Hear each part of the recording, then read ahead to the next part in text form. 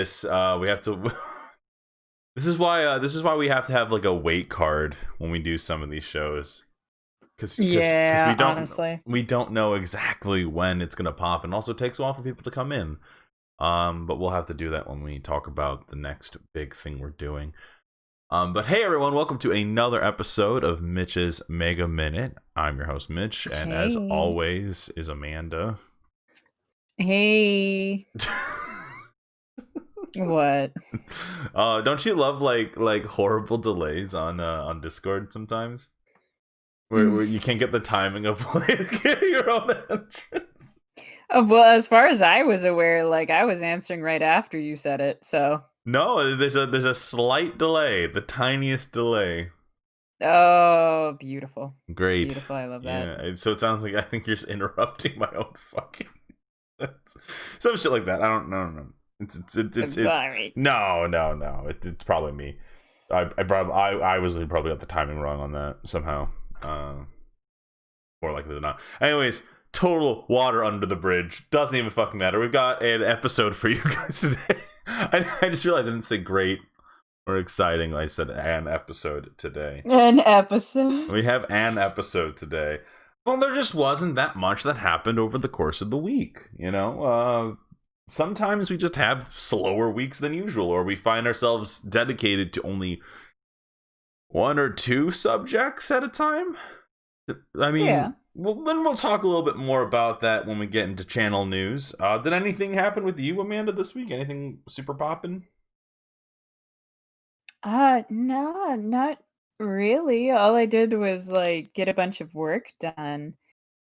That was mostly it. I mean, besides just I guess getting my shit together.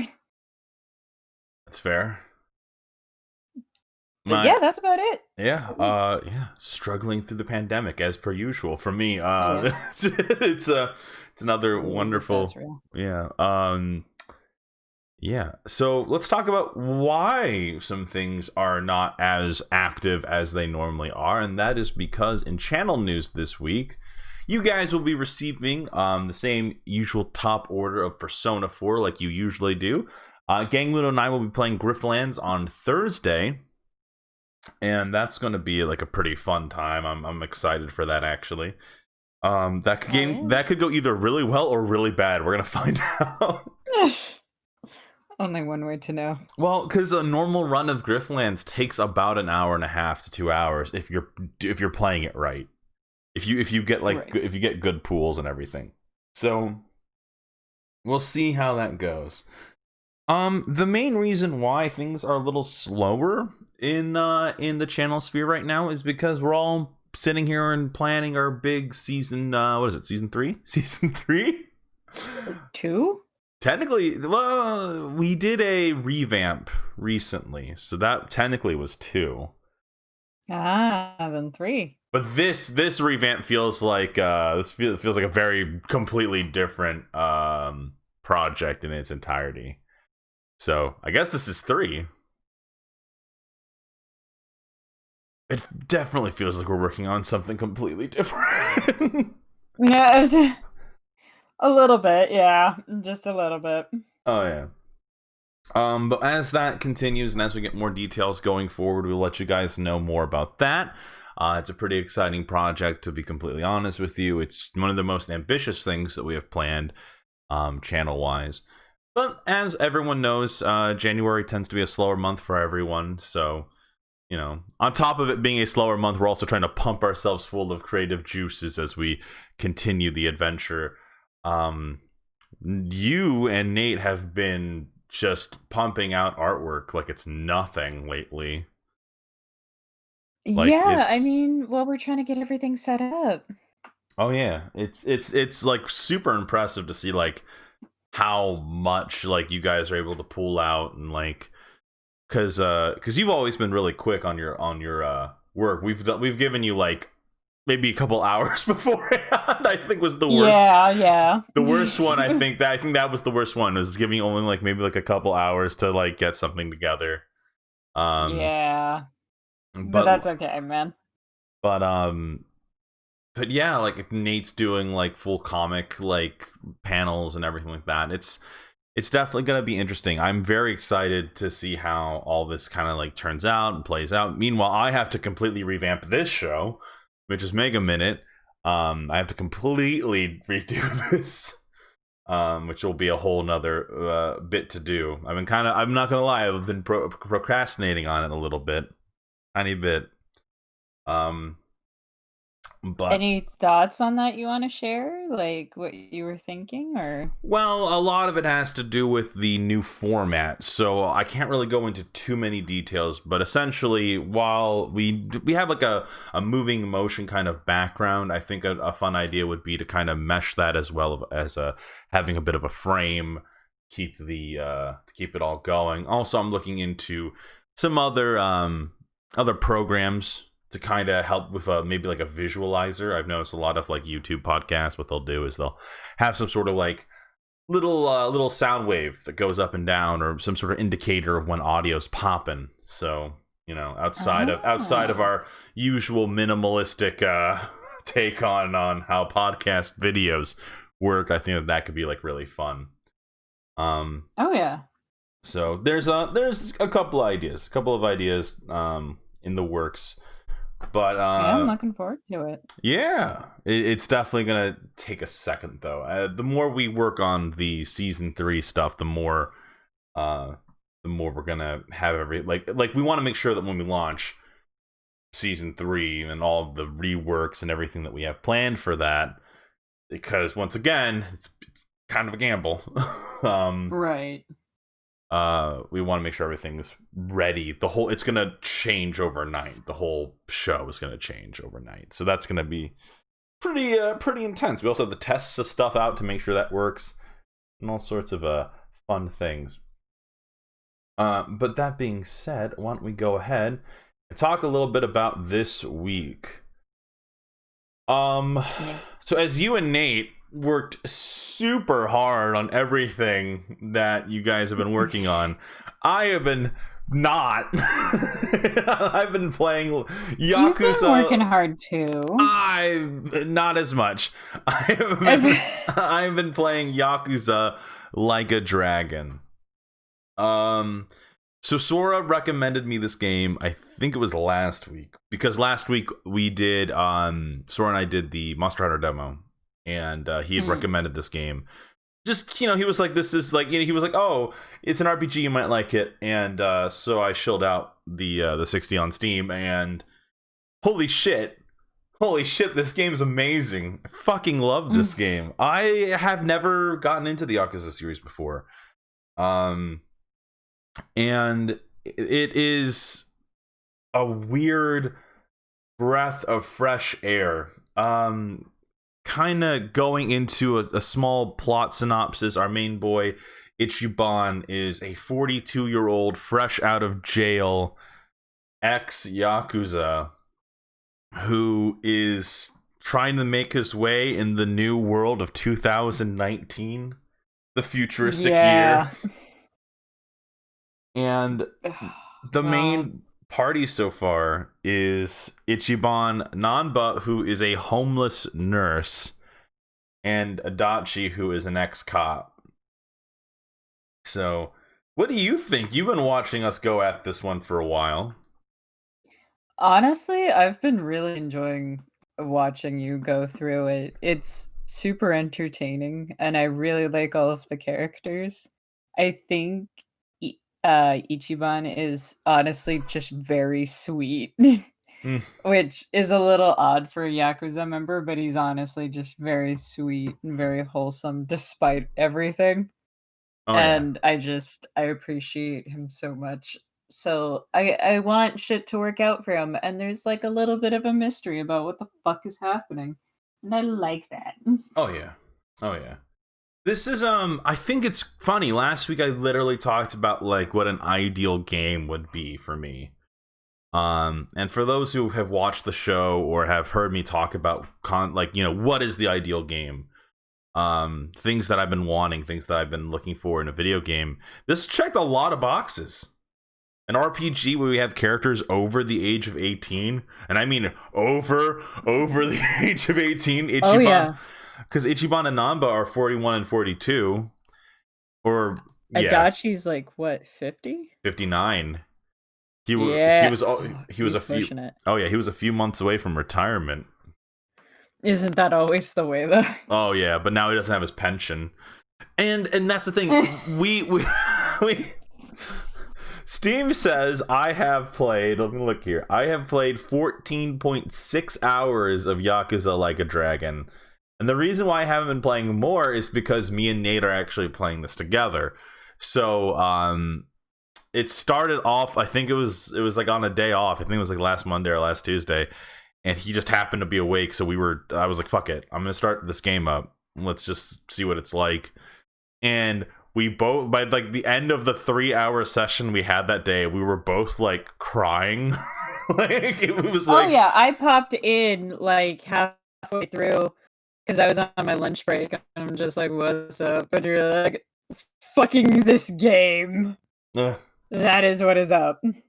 It's definitely like an incredibly well written game. I mean, for fuck's sakes, like, so we've been playing the dub. Like, I remember, so I can't remember who, but a lot of people had suggested that we play the Japanese dub of it. But the English dub is very well done. Like, there are some big names out there doing these these minor characters. Johnny Young Bosch like played a young Arakawa head, like the head of the Arakawa family. I think his name is Masumi. Yeah. He played he was like in a flashback for like 2 minutes, but he's giving like this emotional like performance, and it hits. George Takei plays a older Arakawa, and he is delivering it. He is delivering like a motherfucker, like that. Like every voice line, every bit. These people didn't joke around. This dub is incredibly well done. There are some moments in this game that are like the humor works because of the performance, and some of the humor is, you know, watching baby men do their thing. It's weird. It's really weird. Yeah, the fact that you have summons in a Yakuza game, that was mind-boggling. Oh yeah. Well, for those at home who don't know, Yakuza Like a Dragon is actually a role-playing game. It's it's turn-based. It's a turn-based role-playing game, and it's inspired off of games like Final Fantasy but mostly Dragon Quest. Ichiban will reference Dragon Quest all the time, and it's he really does talk about it quite a bit. Instead of using like magic points to use a summon, you actually use money. And because money is so scarce, which is completely opposite of the other Yakuza game I'm playing right now, which is Yakuza Zero, which we'll talk about a little later in the show. Yakuza Zero just fucking hands that money out like it's going out of style. Meanwhile, Like a Dragon, like you get like $6 at the end of at the end of a couple battles, and you use that to feed up your boys. Like I said before, I'm just so happy that that Sora recommended this game, because it's everything I want. It's rated M. There's some weirdly dark shit that happens in this game. Oh, just out of fucking nowhere, too. Out of nowhere. Mark Hamill voiced a character in the original English port of the game, says Insane Oddball. Yeah, Mark Hamill voiced Majima in the original Yakuza. I remember that. Yeah, what the fuck? Oh yeah. This game is just fucking great. The dark tones of it and the weird implications of there's so, I don't want to obviously get into it too much because I don't want to spoil anything. Holy shit. And the best part is we're not that far in. We only have 3 party members so far. And in a traditional RPG, you get at least like 5, 6, 7 maybe, you know, if we're going off of Persona rules. Also, there are moments where the game don't get me wrong, it definitely feels like its own thing. But the way that like the menu works reminds me a lot of Persona 5. Which makes sense. They're both Sega properties. While there are some people who obviously like I've read some because I was curious about it before. I read some reviews and some people made comments about like how this is very far away from the usual Yakuza flavor. It's also kind of up in the air. I can't really tell. Some people call this Yakuza 7. Some people call this Yakuza Like a Dragon. I don't know if this... So that's the thing. Some people say it's a spin-off. Some people say it's a main game. In fact, from my understanding, it seems like this is the start. The Kiryu saga ends with Yakuza 6 because he would be in his mid to late 40s. Going like, and he's had quite an adventure over 6 games apparently. Oh yeah. And so Ichiban is supposed to be the new main hero at 42. So, but if anyone in the comments can correct that for me real quick, 'cause I'm not 100% on it. Honestly, though, like I think the guy who does Ichiban's voice actor is very good. Looking him up, I do notice that he might be typecasted for a very specific group. Oh yeah. Yeah, so he doesn't do a lot of main character roles, like at all. You might know him as the guy who runs the pawn shop in Persona 5, Oh but I damn. know you know him from Danganronpa because he's Hagakure. Yeah. Okay. Same hair. I Same hair, bro. didn't play the dub of Dongan, so that's really interesting to know. I've been through the dub of Dangan. It's Hagakure isn't the worst. He does pretty good. I like him. I mean, there's significantly worse ones out there. Mm. Hifumi. I can't even Sakura. imagine. I can't even. Oh, come on! It can't be as bad as you're saying. But then again, I don't know. But okay. So this is really good example of like a good VA, like great, wonderful VA, given to a no name, given to like some like weird no name Joshua character. Yeah, he just doesn't do main characters. He does like side bits. One of the bosses you deal with in a chapter of the game is voiced by Patrick Sates. Fucking Ragna the Blood Edge.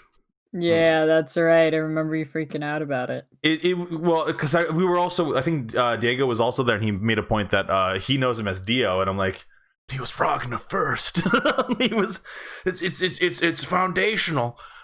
He's also Endeavor for those at home who don't know who Ragna is. So Mr. Blood Edge is voicing this like this boss character that we see for maybe an hour or two, and then I don't think we're ever gonna see him again. Right. So it's definitely like one of those things where it's like it's interesting to see how many of like these top tier voice actors are joining this cast. Also, I just wanted to say real quick, the fact that these characters are in their 40s, 50s, like these, and this is gonna sound like weird. This is gonna sound weird, but a lot of anime projects, a lot of dubs, you get these voice actors who have to voice like these 17-year-olds, 16-year-olds, you know. So it's amazing to me to watch like these actors like pull off like these much older characters. Like I don't question it when I think of Adachi. I don't think of like, you know, I'm not sitting there. I'm like, man, what does his Japanese voice sound like? Like they're doing such great jobs. Everyone's doing an amazing job. I'm amazed that the other Yakuza games outside of 2 are not dubbed. So. That being said, though, the Japanese cast is also pretty good from what I've played of Yakuza 0. So very, very high quality performances all around. Very dramatic game. Nate said that the game feels more like a movie or a manga than it does a game. There's a lot of plot, lots and lots of plot. And I can't recommend this game enough. I think my only problem with Yakuza Like a Dragon, if I'm going to be completely honest, it has nothing to do with the game, but entirely with my computer. Because my computer's getting up there in age. It is, I've had it for 5 years now. And even then, it was kind of a hand-me-down with everything that it had in it. So it's getting up there in age, and you can tell because a lot of the games I have to play on medium quality settings now. Because we're playing on medium quality settings, Ichiban will run like a fucking demon to the other side of the map, and the game can't load fast enough. Yeah, it just cannot accommodate. It can't accommodate Ichiban's speed. And so there's just a long ass loading time in between. It's not even the long ass loading time. I'm talking about when he runs so fast and so far that the world hasn't loaded in yet. So like he's like standing in the existence of nothing, and it's really funny. Like, not enemies, no one's loaded in yet. The game is amazing, but I have to figure out how to solve that problem. Like, that's my one thing. So I'm hoping I can get a new computer here in a little bit, and that'll help mitigate this, and hopefully we can play more games on the PC rather than on some of these older consoles that I own. I hate saying older consoles. I hate calling the Persona 4, the PS4. Yes, the Persona 4. Yeah, the PS4 an older console, but here we are. And this is a weird time. So I think it's a better move to just invest in a more powerful computer than it is to get a PS5. Yeah, I mean, thinking about it, I believe the 360, the Xbox 360, is considered a retro console. It is. Ugh. Yeah, we're getting older, man. We're getting older. That's the beauty of it. Yeah. Oh, one last thing about Like a Dragon. One of the things that really surprises me is how we are about 12 hours into the game, and the game keeps introducing brand new things to us all the time. In fact, the last session we did, we were introduced to that game's drink links, which is social links.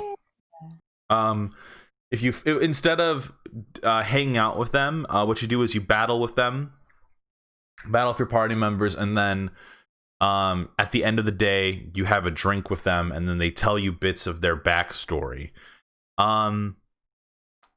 This is the game I've been waiting for. This is the Persona with the older characters that I've been waiting for. Oh yeah, and then it has like a little bit of cheers at the end, and oh yeah, you can do karaoke with beautiful songs, and you can go kart racing as we did last session. Yeah, weird, right? Oh my god, there's just so much. The writing is so fucking good. I could sit here and just talk about how awesome this game is. One of my favorite moments is you weren't there for it, unfortunately, but Nate and I, it was one of the morning sessions that we did, because now we have a schedule where when Nate has time off and I have time off, we just play Like a Dragon. We went to this movie theater where they're showing a classic film, quote unquote classic film, called RoboCook, which is RoboCop but a chef instead. What the fuck? And my favorite thing is the owner of the theater says, "Oh, no one's paying attention to or everyone's falling asleep in my theater. And please, Ichiban, could you appreciate this classic?" So you sit in the theater and you're starting to doze off because it's a dark room, it's very comfortable temperature, and as he begins to doze off, a man in a suit with a goat head pops up right behind Ichiban, and all of a sudden it's this Catherine-esque mini game in which you have to push the buttons, like a whack-a-mole-esque situation in which you have to push the buttons to knock off the guys from causing you to sleep.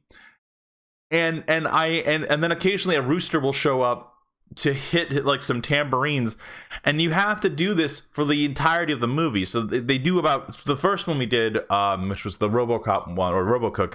That took 2 stages of that. And these mini games are so creative and weird and fun.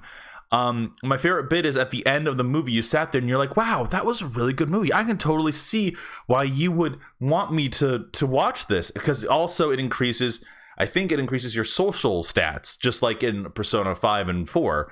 But then you turn to the owner of the movie theater and he fell asleep, and it's funny. It's a fun bit.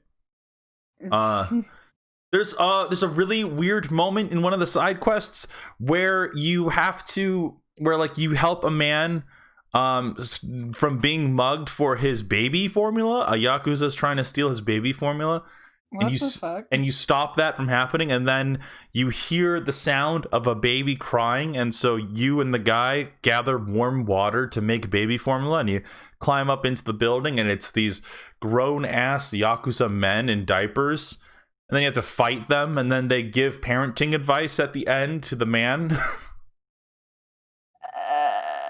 These like grown-ass, tough-looking men with like that are shredded, just fucking look this man dead in the eye and say, you gotta stop overworking. Babies are a lot of hard work. And then the boss goes, yeah, we are. And it's like, what the fuck? And then it's like, we must celebrate. Here. Toast with this baby formula. I'm so used. It's so good. Next gen says, boss baby. Yes, boss baby. It's so real. Oh, and then somebody pointed out the crawfish / lobster in the fucking image. Oh yeah, I haven't gotten to that, but I've seen that in the trailer. Like, that's a bit. Oh jeez. Like, the thing that's blowing my mind is that you haven't gotten all of your like party members yet.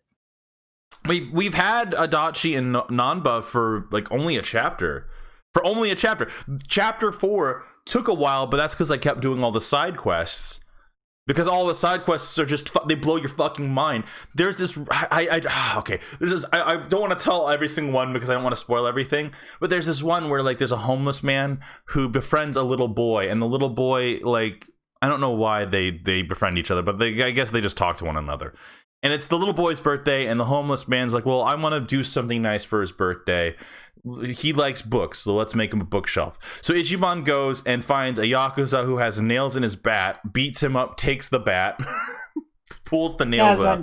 Yeah, pulls the nails out. And in order to get wood, he goes to a back of a parking lot where these fucking karate masters are fighting, and he beats them up, takes all their boards, because they were like, you will be a real challenge. He says, if I beat you, can I take the wooden boards that you're gonna break? And he said, yeah. So then he beats him up, takes the wooden boards, and he makes him the most metal fucking bookshelf. Because it doesn't matter how it looks after that. If I found out that I had a bookshelf that was made of karate boards and the pieces of a real ass like bat used to beat people up, that's the most badass fucking bookshelf ever. Oh yeah. So they hand it to the little boy. The little boy's really happy about it, and then we find it in the trash later. And it turns out that the father made the little boy throw it away. Because homeless people are only the scum of the world, says the father. And it's like this weird scathing social it's this weird scathing social commentary. There's a lot of scathing social commentary about like homeless people in general, though. Oh yeah, because Nanba. And how they treat Nanba, and starting from the bottom, and so then you beat the dad up because he challenges you to a fucking fight, and then at the end it's revealed that like, oh well, he's been really stern and protective and all this stuff because the little boy's mother died, and the homeless man wanted to make the bookshelf because the little boy reminds him of his own son who he overworked in his previous life, quote unquote, and lost his family because of it. He his wife left him and took the son, and now he has no idea where they are, and that's the end of that story. He just wanted to do something nice, and it's like what the actual shit. And then meanwhile, there's other side stories where we have to capture a guy who's publicly urinating into the river. Yeah, as you do. As you do. Game's fucking weird. Also, next didn't point out the most important part of that baby man story, and then they became our summon. We can now summon the baby men to give a huge debuff. Yeah, which is what the fuck. But they're only available at night. That's right, because I actually really like that there's a weird limitation. There's a weird ass real life limitation as to when you can make your summons, because they normally have like day jobs or are asleep. So you have to take your pick. That being said, Yakuza Like a Dragon, the more we play this game over the next couple weeks, I'll probably come back and talk a little bit more about it. It is a fantastic game. Holy shit, this is exactly what I've been looking for. This is my Persona 6. It's good. It's what I've been wanting. I've been wanting games of older characters. Life doesn't end at 18. So I'm very happy about that. Speaking of life not ending at 18, I do want to talk a little bit. I rambled a bit too much on Like a Dragon, so I kind of took my Yakuza Zero time, but I do want to talk about Yakuza Zero. Another fantastic fucking game. I am amazed at how much I've slept on the Yakuza series. These games are very well built in a completely different direction. Unlike Yakuza Like a Dragon, that takes place in 2019 and has essentially Ichiban being a fish out of water to a whole new era of technology and all sorts of fun stuff. Yakuza Zero takes place in 1988, telling the stories of both Majima, Goro, and Kiryu. So this is classic drama, classic just good story. Like it's incredibly well written. Everything about it really grips you. I would say that the Majima stuff so far, I'm about 14 hours into this one. The Majima stuff definitely grips me a bit more, only because I feel like the way they wrote Kiryu is they kind of expected you to know a bit more about Kiryu going into the game. This game, while it is a prequel to the entire series, is I think the last one they made. It's either this or 6, but I think this is the last one they made before they started doing Kiwami, which is a remake of 1 and 2, and then eventually launching Like a Dragon.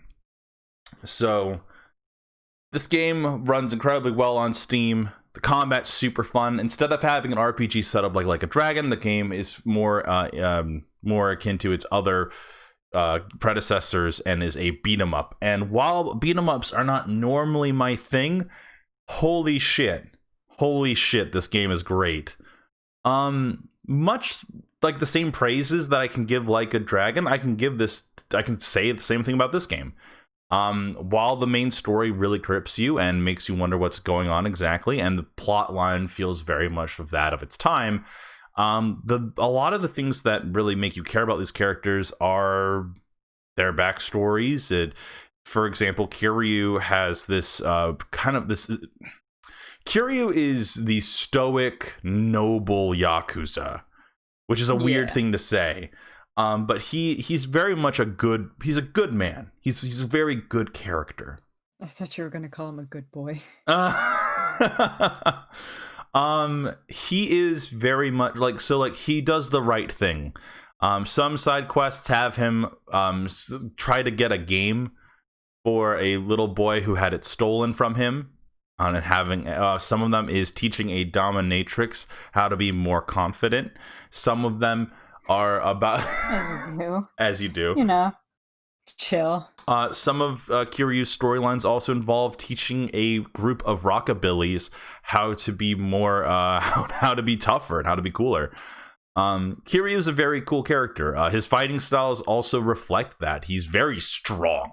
Kiryu is ridiculously strong. He can pick up a fucking motorcycle and hit people with it. It's ridiculous, which is a complete different mirror to Majima, who is a completely different character in every respect. While they have similarities in their fighting styles, specifically Thug and Brawler, it's very minimalistic. Playing Majima is a completely different experience. Kiryu's whole storyline involves a lot of honor. It involves a lot of, I must find who the killer is so that I can unstain my name, bleach my name. There it is. Bleach my name is what he says. Yeah, no, he doesn't say that. I struggled with the words. Oh, okay. Yeah, so I can. No, can't even think of the term. But he wipe the slate clean. Yes, that he wants. So he, ironically, for a game called Yakuza, he leaves the Yakuza in chapter 2, and so and then he has to do this so that he can clear his name, clean his name, bleach his name. That's right, exactly. That's right. He can clear his name, and also, more importantly, clear the name of his patriarch, who is his his pseudo-adoptive father. So there's that storyline. But there's also Majima's storyline, which like I said earlier, I feel a little bit more compelled towards. Majima, from my understanding and from what they kind of explain, Majima and Saejima, who is this kind of a sworn brother, back when they were Yakuza, did this hit on a fresh out of jail patriarch, and it went horribly wrong with Majima not even making it to the hit, and Saejima killing 18 men with guns and serving a ridiculously long sentence in jail. So that being said, Majima has a kind of weird situation where he's essentially a civilian. He's out of the Yakuza. He's a civilian, but he's under the watchful eye of his patriarch's brother, his sworn brother, where he has to make money for him. In exchange, the sworn brother will try to be like, all right, well, he did enough. Let's get him back into the let's get him back into the mafia. Let's get him back into the Yakuza. So one character is trying to clear their name. The other character is trying to get back into the game. And it's why does Goro Majima want to get back into the game? Well, it turns out he is trying to make it so that when his brother eventually gets out of prison, that he will have a spot and essentially a home to come back to. That's, from my understanding so far, that seems to be what's going on. It's not, he's not doing it for himself. He's doing it for his bro. So who's a sworn brother, not even related by blood, but it's a bond stronger than blood. And so Goro Majima has to make tons of money, so he runs the best cabaret club in all of Osaka. And his story is very interesting, because by the time we left it off, he has to make a hit on someone named Makoto, and it is revealed through hijinks that Makoto is not the big, buff, burly man with the cool tattoos that he thought he was, but rather a young girl. So yeah, that's right. Majima has to make a moral dilemma. The last time we saw him, it looked like he pulled out a knife on a blind girl. Yeah, which is super fucking concerning, by the way. Because I had to, I was watching you, and I had to, run to, go to a D&D session. And I'm like, you gotta tell me what happens. I'll be back. You gotta tell me what happens. So now it's this really interesting thing where I play Yakuza 0 because I can't, obviously, Nate and I, our time zones are too different, and also we have the show to do. So when we play Like a Dragon, it means a lot. So I play 0 in the off time to kind of also, to give me something to do, so I'm not constantly wanting to play Like a Dragon. But these story threads, the writing, so well done. Majima's side stories also feel very unique and interesting to the world that they live in. 1988 Japan is a very fun world to explore. While the map looks kind of small at first, especially for Majima, there is a lot to it. One of the things that I really like is there a lot of the side stories that Majima has to deal with. It kind of involve like weird pseudo crime stuff. So, for example, there's this one situation in which a man is seemingly looks like he's stalking a young boy and his mother. It turns out the man is the husband who faked his death and had his face changed, and that has a really sad ending, really sad ending to that side story. It's another side story in which you help a man who is dressed up like a statue distract people so that he can go use the bathroom. There's another side story in which you help a young couple, help a young man, I should say, propose to his girlfriend through a crossword puzzle. And unfortunately for me, I got like 2 of those answers wrong. So it was a pretty funny bit. You also learn martial arts by watching people do fun stuff. Majima learns how to fight, or not how to fight, but he learns how to fight more effectively. Right. He learns new styles by watching people do cool stuff. So he watched a guy fight with a stick, so he's like, I can do that with a baseball bat. He watches a guy break dance, and he's like, I could do that because I am nimble as fuck. He's like, ooh, I could break dance to kick people in the fucking face. Yeah, nice. And at first I was like, that seems stupid. It's not. It's really cool, actually. It's pretty solid. Did you want to play Sanji the game? There you go.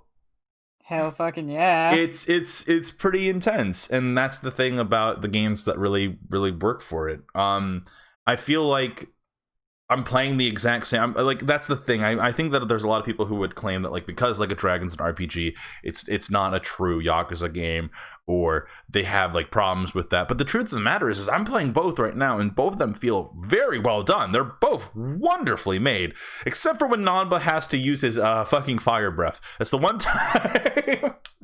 One time Nanba has this weird glitch where when he starts running towards an opponent, he just can't seem to gauge out exactly how far away they are from him, and so he just keeps running, and it's pretty weird. So as Next Gen says, Nanba's just charging up. He has to hype himself up to breathe the fire. These games are wonderfully built. I'm so sad that I have slept on them for as long as I have, but it does give me something to do. I think for a while I've been struggling with some games outside of Griftlands. Obviously, I've been struggling to get games that really engage me. And this is one of those games that I think is like, I'm enjoying both. I'm simultaneously playing 2 very well built games. They're very well done. The writing is great. The gameplay is great. To actively seek out side stories is something that I normally don't do in video games. With Final Fantasy VII Remake, I kind of had some trouble with that. Like, while they were fun, it felt like the reason I was searching them out wasn't because not because they were actively fun, but rather because I didn't want the game to end. Like, it was a different kind of feeling. This is more like exploration to its fullest extent. So, I also like the fact that you can just do random bits of stuff, like, hey, let's go eat, hey, let's go get a drink, let's go buy stuff from the sex shop. Yeah, both games. So I actually did it with Majima. I went to the what is it, the pornographic, like, softcore porn shop. And what it is you pick from a catalog of what seems to be real ass videos. And all it shows is Majima's shoulder, and then he's watching like a screen, and you see like a little box of tissues. Ew. But like, they don't focus on that part, obviously. Then they actually focus on the video. It's weird. It's a weird inclusion to have in the game. I'm happy it's there, only because it adds such a weird level of detail.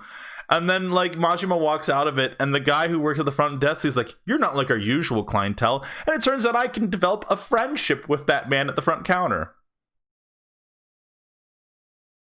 Oh shit. Majima also can develop a friendship with a little girl who starts calling you daddy because you give her plushies that she wants from a crane machine. And then you unlock her story, and her incredibly sad story, because the places that these games take place in are in kind of shadier parts of the city. Oh yeah, I mean that's true. And so these stories are kind of sad. Like there's a lot of really sad stories, but there's also a lot of like really weird stories. And it makes the game feel like they're really lived in. Like it feels like there is a world out there. Side stories do a great job. Filler episodes, same thing with anime. Filler episodes, side stories, these help build a world around. Like they can help do such a great job at building a world beyond just the crime, beyond Yakuza. And so these are great games. I can't emphasize enough how cool they are. I do feel like I started in a weird spot because Like a Dragon obviously is number 7 and has nothing to do. Well, that's not true. It doesn't have nothing to do with it, but it is, you know, it's not Kiryu, which is the main character of the franchise for so long. So that being said, these games are great. If you have not checked them out, check them out. I would suggest, I don't know how I would suggest getting into it. I don't know anything about these games other than a few tidbits of trivia here and there, and watching a playthrough that I completely forgot about years ago. So, that being said, great games. Check this out. Another great game that I super recommend. If you have not checked it out, is we did talk a little bit last week about Little Misfortune. This game super grew on me. I'm not going to say too much about it. Obviously, I would rather have you guys watch the playthrough, which we're going to put up. Oh, yeah, no, absolutely watch the playthrough. Gang and I, this was our first time doing something completely different. We normally don't do games that have voiceovers, only because I don't know, it's a feeling that we want to be able to provide entertainment for you guys in our own way, but like having the voiceover was really nice and just a bit different. If you guys actually like that, I would love to know if that was something you guys enjoyed, which was just watching us genuinely react to this game, even though I think I was like, Gangmudo reacted way more than I did. I was quiet for most of the game, unfortunately, just because I was like, what the fuck's happening? It's a lot harder to articulate when there's so much, and I feel like all I could really add is like being like, oh, like I think this is what's happening, rather than just letting it just play out, you know. Game's right. Super good. If you did not check that out, check that out. I'll be uploading the playthrough over the course of the week. So so stay tuned for that. Another little tidbit is fucking BattleBots was this week. I only actually stayed for half of it this time around, and you missed the entirety of it. I missed all of it. I'm so sad. I want to show up to the next one because I had a lot of fun watching it. The next one is 2 weeks from now. So I missed an entire series of matches because I had such a long ass day yesterday that I couldn't do it. But the matches that we did watch were fun. We actually were able to get Next-Gen to come in. This feels a lot more personal than it is like for a show. I mean, yeah, but we talk about our lives all the fucking time, man. Yeah, it's true. Yeah, we were able to get Next-Gen to come join us, which was a really fun time for the bits that he was there. We had the usual group of goobers to watch it. Great. Some of them were great matches, but there was actually this one match that was really shit-tastic. Really? Yes. My God, I cannot remember the name of the bot, but essentially what he did was he was fighting this one bot called Huge. Huge is like 2 giant wheels and a spinning blade, right? And so this one bot, how they decided to fight it was to make a cow catcher. Essentially, they made it so there was this big, like, almost like open arms that would push Huge away just the right amount of distance so that he couldn't damage the bot. And so this match for 3 minutes, for 3 whole fucking minutes, was just this robot pushing back on Huge.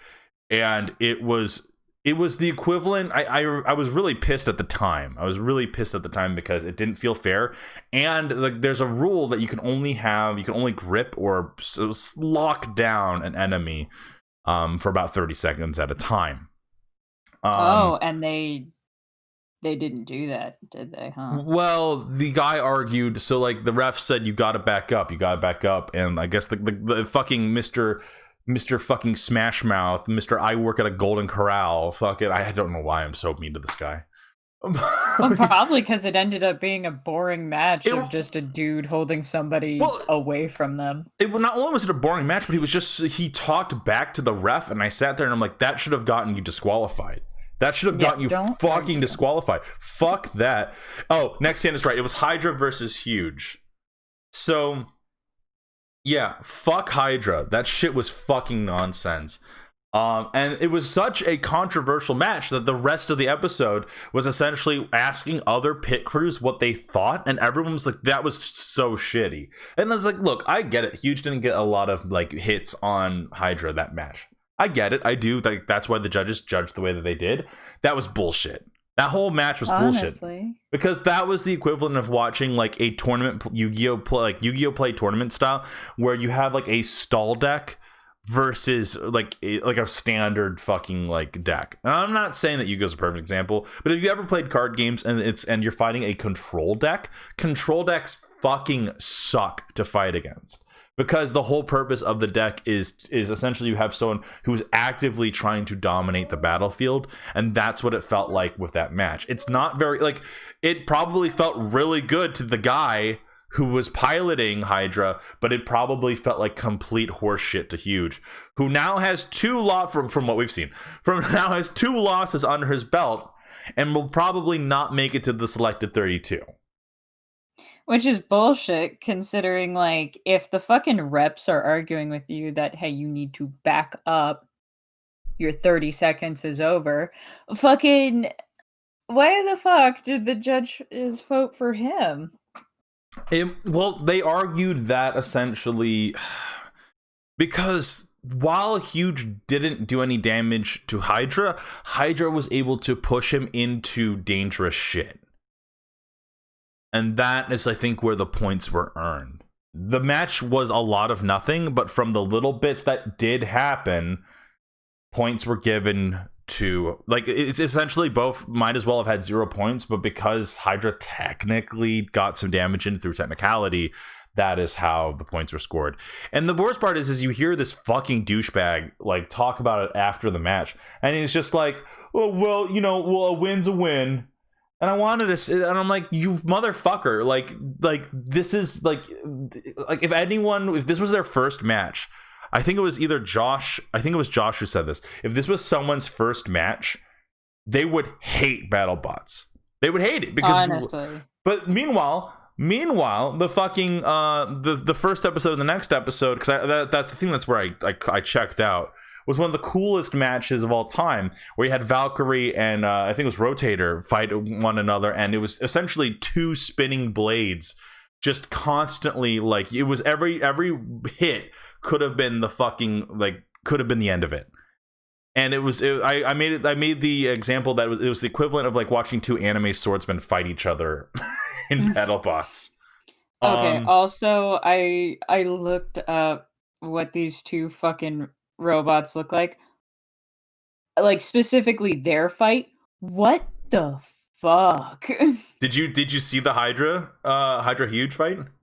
Yeah, I just looked it up. I'll fucking send you the image I found. What the fuck is that? Yeah, hang on, did you find an image? Because I'll put it up real quick. Yeah, I sent it to you. Let me go ahead. Yeah, so let me go ahead and put this up so you guys can also see what that is. That's bullshit. Yeah, it is. It's fucking nonsense. Hang on, let me go ahead and grab that one for you guys real quick. Because it's fucking, but not it. All right, hang on. There, and let me go ahead and do that. Okay, that is what we're talking about. So Huge is obviously the one with the big wheels, and Hydra is the one, like, it's a cow herder. And so, like, that was the fight. It was just Hydra pushing Huge the whole fucking time. It was fucking nonsense is what it was. It's a cow herder. Are you fucking with me? It's obvious that they knew they were going to be fighting Huge, and I know that you adapt your fucking shit for whoever you're fighting. That's bullshit. Also, Diego is super right. He says if it makes you feel better, the final finale match in that same episode made up for it by a lot. So that's something I'll have to go back and check out. So, yeah, holy shit. So I know you guys, like, this might not be something you're interested in. We watch BattleBots with Josh. We get drunk, we have fun. But, like, holy shit, holy fucking shit.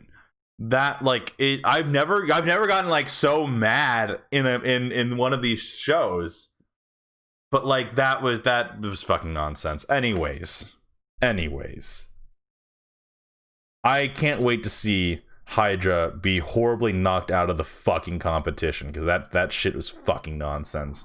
And I think the more I talk about it, the more I'm like, man, fuck Hydra, fuck that shit. Oh no, absolutely. Fuck them. A fucking cow herder? Are you serious? Oh yeah, that's the whole bit. Anyways. And also, like, Nextian said Hydra's excuse was fucking, I don't want to be damaged. Like, question mark, question mark, question mark. Yeah, what the fuck is that kind of excuse? It's BattleBots? Yeah, no, you know what? Fuck it. Let's keep talking about this because we super can. Fucking Hydra's. Hang on. I want to see if I can get, like, an image of the guy, because I do feel like I need you guys to feel my rage. The guy, what is it? The guy who runs it. It's the Team Waiachi. That's what they call themselves. Team Bitchy. No, it's son of a bitch. I'm trying to find like the pilot of the battle bit. Who is the pilot of Hydra? This, I didn't think it would be this rough to find. No, there he is. All right, I'm gonna put up his image. I'm not gonna show it to you. I'm just gonna put it up. His name is Jake Ewert. That's his name. Ewert.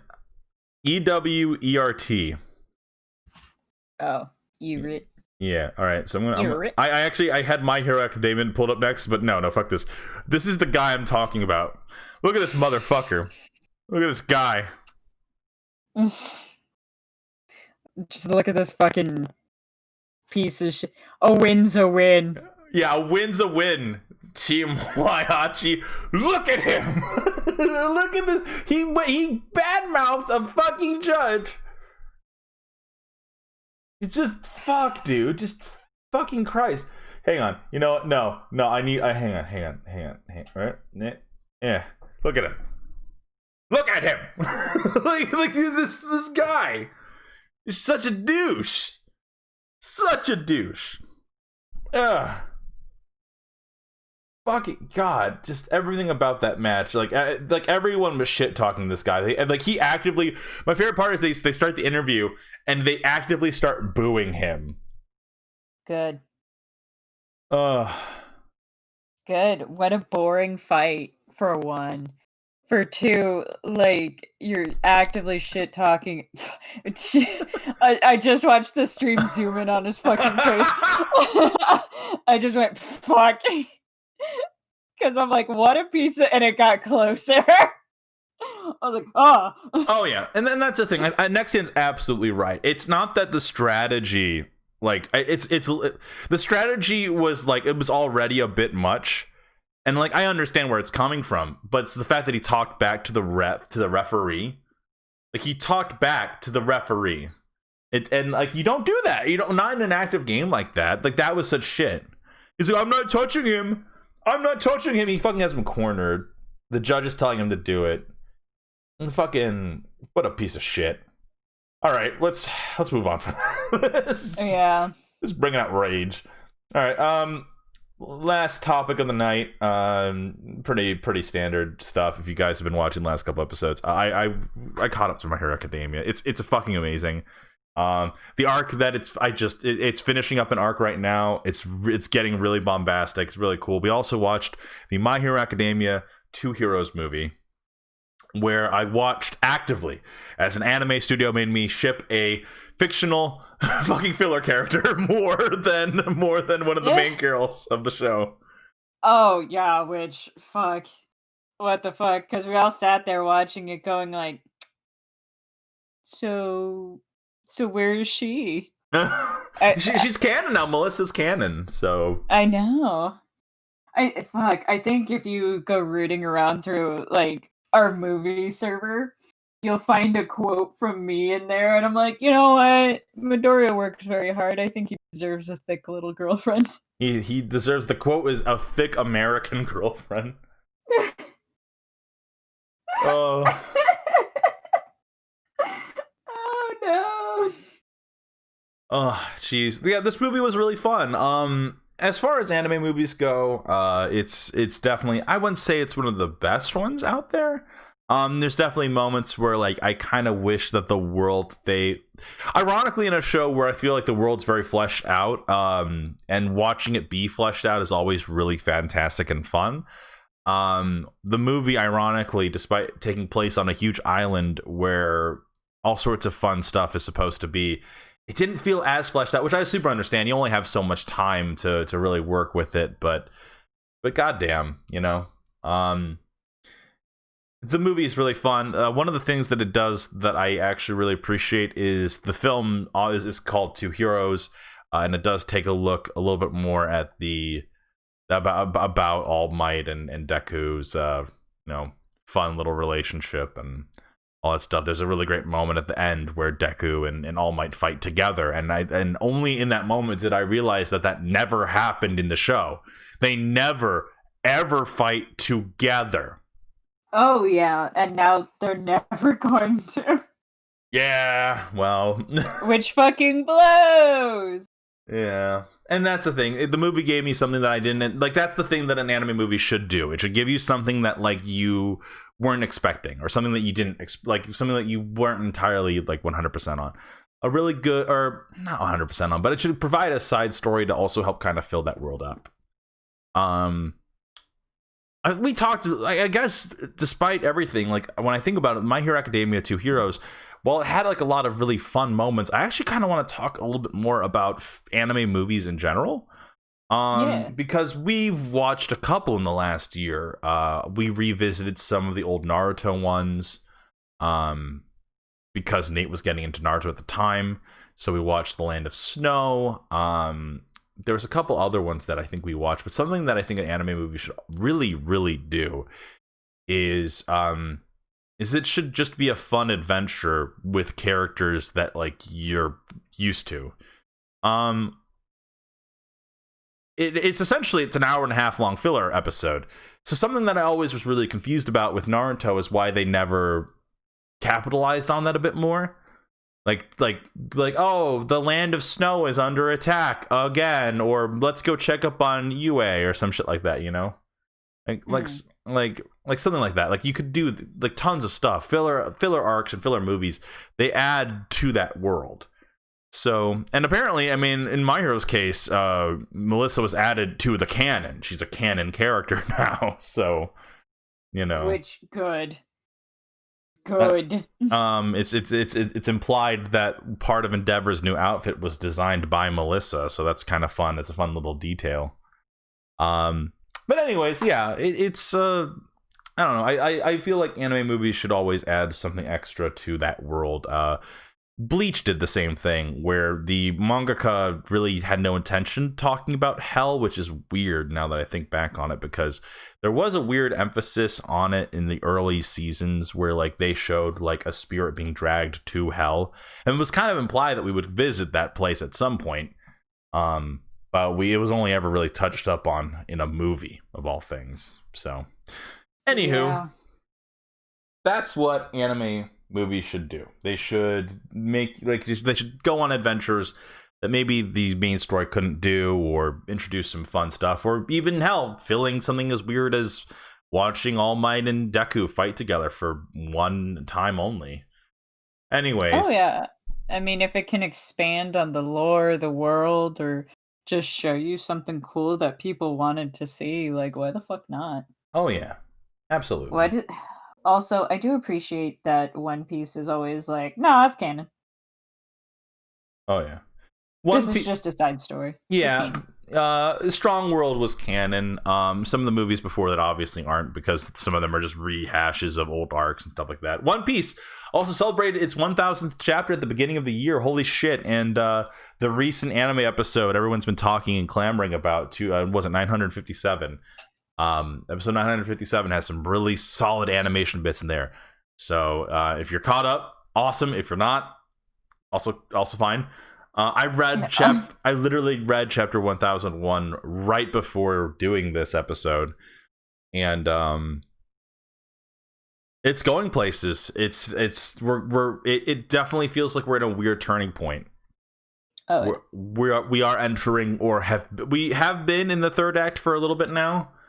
But it feels like we're in the third act of One Piece. So anyways, that being said, thank you so much for listening to another episode of Mitch's Mega Min. I know we had a bit of a slow, lumbering start there at the beginning, but thanks to you for sticking around for the whole episode.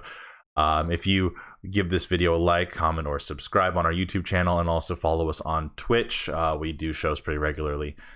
We have a lot going on. We have a lot of plans, a lot of cool stuff coming your guys' way. It's gonna take a while to do. I feel like I'm gonna say that a lot. but I mean, I'm excited for it. Oh yeah, but it's gonna take a second though. It's gonna take like a little bit. There's a lot of. It's almost like every little thing we've wanted to change for a while, we're all gonna do it in like a big fucking burst. Because why not? Why not? So, anyways, guys, thank you so much for watching another episode of Mitch's Mega Minute, and we will catch you guys next week. Next week, hopefully, we can talk more about Yakuza. And my cough, apparently. My God. My God. Oh my God. Anyways, thank you guys so much for watching, and we'll catch you guys next time. Catch you next time.